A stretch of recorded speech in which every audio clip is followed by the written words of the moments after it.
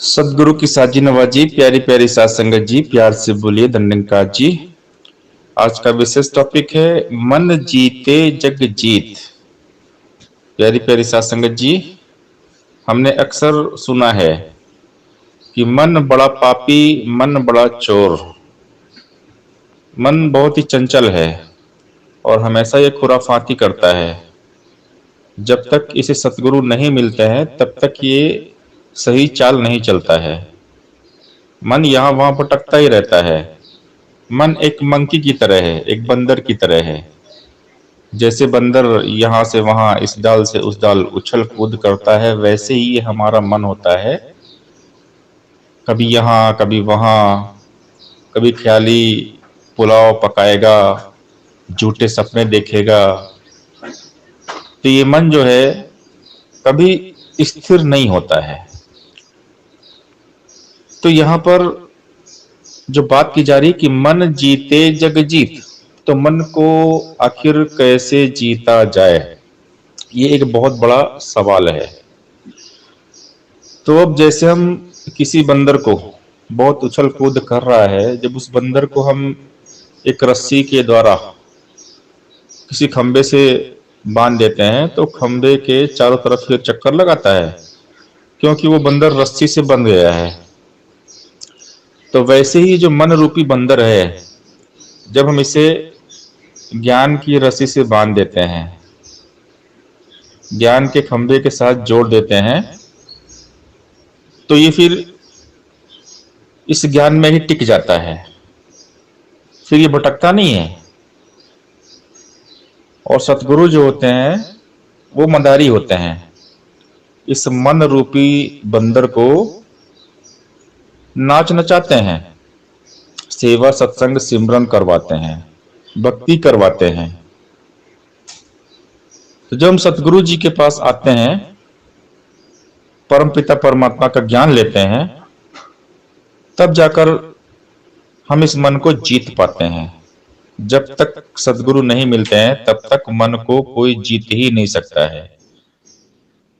मन को जीतना इस संसार का सबसे कठिन काम है, क्योंकि मन की जो दौड़ है ना, वो माया तक रहती है।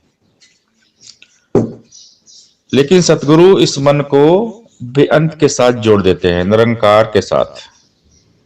ये निरंकार है, ये देख लो, यही परमात्मा है। तो मन कितना सोचेगा? अनंत के बारे में तो कोई सोच ही नहीं सकता है। हरि अनंत हरि कथा अनंता, है बेअंत महिमा तेरी दाता अपरंपार। तो इस अनंत के समक्ष ये मन झुक जाता है और फिर मन इस निराकार का सिमरन करता है, भक्ति भजन में लग जाता है। हम देखते हैं कि बड़े बड़े जो शैतानी फितरत के लोग होते हैं, जिनका मन शैतानी प्रवृत्ति का होता है, तो जब वो सत्संग में आ जाते हैं तो धीरे धीरे वो शैतान भी साधु बन जाते हैं, महापुरुष बन जाते हैं। ये है सत्संग का इफेक्ट, सत्संग का प्रभाव। तो सत्संग करते रहने से हम इस मन के ऊपर विजय प्राप्त कर लेते हैं।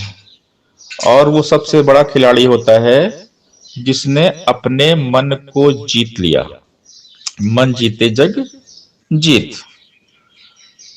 और सदगुरु जो होते हैं वो सबसे बड़े खिलाड़ियों के खिलाड़ी हैं, क्योंकि मन को कंट्रोल में कर लेते हैं, मन को वश में कर लेते हैं। जो सदगुरु जी के पास में आता है, उस मन को परमपिता परमात्मा के साथ जोड़ देते हैं।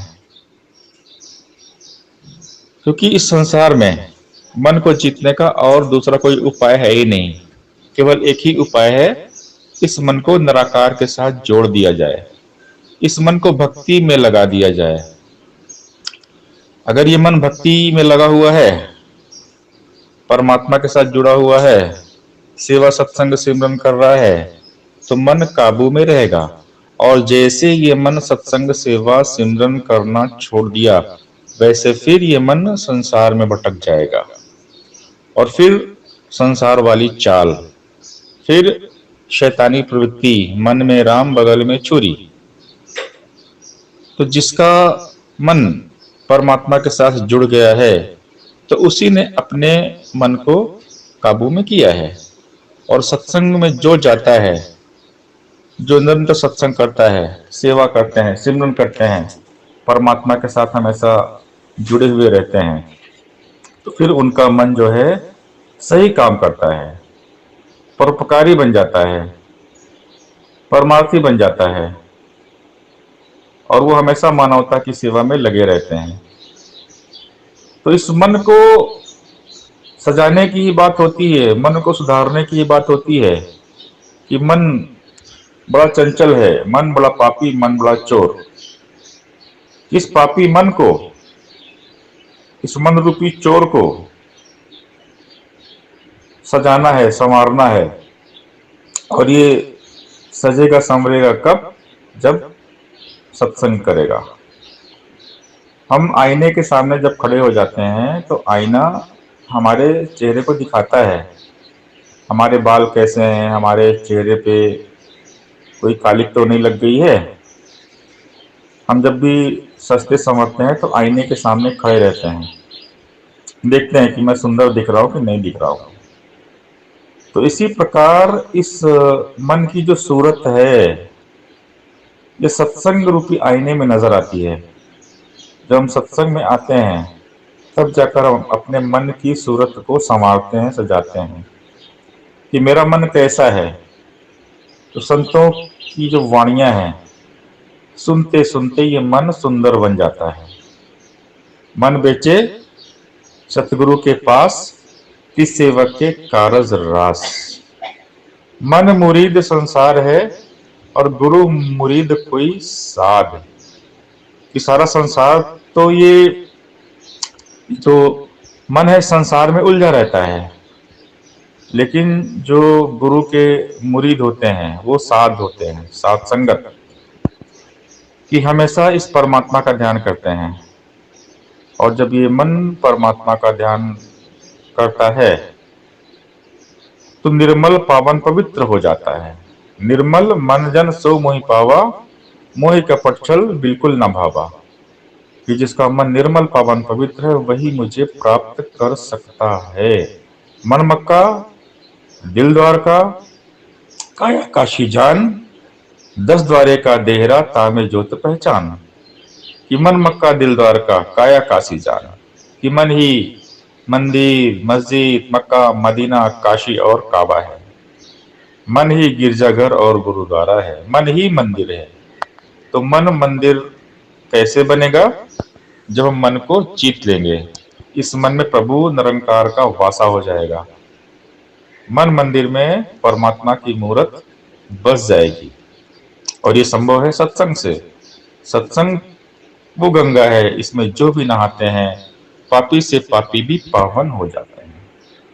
हम देखते हैं कि गंगा नदी जब बहती है तो उसमें कितने भी जो गटर, जो नालियां होती हैं, कितनी भी नालियों को हम गटर को गंगा के साथ जोड़ दें तो जब वो पानी गंगा में जाएगा तो निर्मल हो जाएगा, पवित्र हो जाएगा। तो इसी प्रकार ये पापी मन, ये चोर मन जब साधु की संगत करता है, परमात्मा की भक्ति करता है, तो ये मन भी निर्मल पावन पवित्र हो जाता है। तो इसीलिए सदगुरु जी जब ब्रह्म ज्ञान देते हैं तो कहते हैं कि निरंतर सेवा सत्संग सिमरन करते रहिए। अगर हम सेवा सत्संग सिमरन करते रहेंगे, भक्ति करते रहेंगे, तो मन पर काबू पा लेंगे, मन को जीत लेंगे। मन जीते जग जीत।